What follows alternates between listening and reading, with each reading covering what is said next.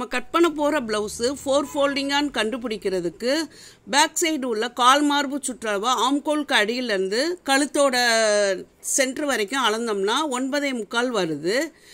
இதே 9.25 ஃப்ரண்ட்டில் வரணும், இல்லைன்னா இதை விட கம்மியாக வரணும். வந்தால் நம்ம 4 ஃபோல்டிங் போடலாம். 8 தான் வருது, தையலுக்கு ஒரு 1/2 இன்ச்சு வரும். அப்போ 9, அதை விட கம்மியாக இருக்குது. அப்போ 4 ஃபோல்டிங் போடலாம். இதை விட 9.25 விட கூட இருந்தால் 4 ஃபோல்டிங் போட முடியாது.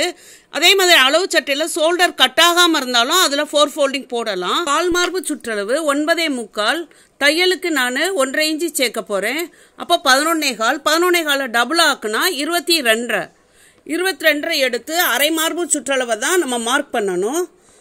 துணியை ஒத்தையாக விரிச்சுக்கோங்க. இது 2 டபுள் ப்ளவுஸு, 2 துணியும் 2 ஜாக்கெட் துணியும் சேர்த்து விரித்து ஒத்தையாக தான் இருக்குது. இப்போ அந்த கரையை தான் ஒன்றா சேர்க்குறோம். அதாவது அளவு எடுக்கிறதுக்கு கொஞ்சம் ஈஸியாக இருக்கும். எல்லா இடத்தையும் நம்ம மெஷர் பண்ணாமல் மொத்தமாக ஈக்குவலாக மடித்து போட்டு 22 எடுத்து அரை மார்பு சுற்றளவை மார்க் பண்ணிக்கிட்டு அந்த பக்கம் கைக்கு துணி இருக்கான்னு செக் பண்ணணும். அதுக்கப்புறம் தான் நம்ம வெட்டணும், 4 ஃபோல்டிங்க்கு ரெடி பண்ணணும்.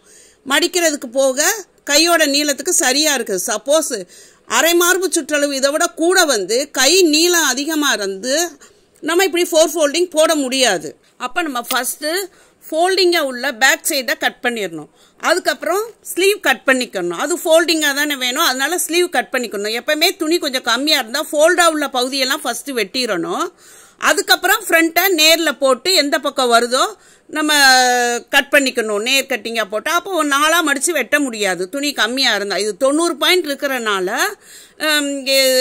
அரை மார்பு சுற்றலும் ஓரளவு நார்மலாக இருக்குது. கை நீளம் ரொம்பவும் இல்லை, அதனால போட முடியுது.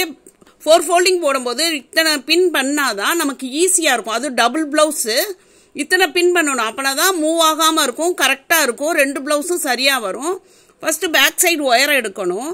ஒயரை எடுத்து 2 இன்ச்சு ப்ளஸ் பண்ணிவிட்டு 14 வருது, 16 எடுத்து எப்பயும் கீழேருந்து மார்க் பண்ணுவோம் கிராஸ் கட்டிங்க்கு. இதுக்கு மேலேருந்து மார்க் பண்ணி பேக் சைடு ஒயரத்தை குறிச்சுக்கிடணும். அதுக்கப்புறம் அந்த பக்கம் கீழே உள்ள பகுதி தான் ஃப்ரண்ட் சைடு கப் சைஸ் வரைகிறது. இது பேக்குன்னு மார்க் பண்ணிவிட்டு இது ஃப்ரண்ட்டுக்கெலாம் ஒயரம் சரியாக இருந்தால் தான் 4 ஃபோல்டிங் போட முடியும்.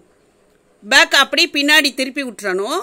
பின்னாடி திருப்பி மறுபடியும் ஒரு குண்டு பின் வச்சு இதே குண்டு பின்னை கூட எடுத்து கூட நீங்கள் குத்திக்கிடலாம்.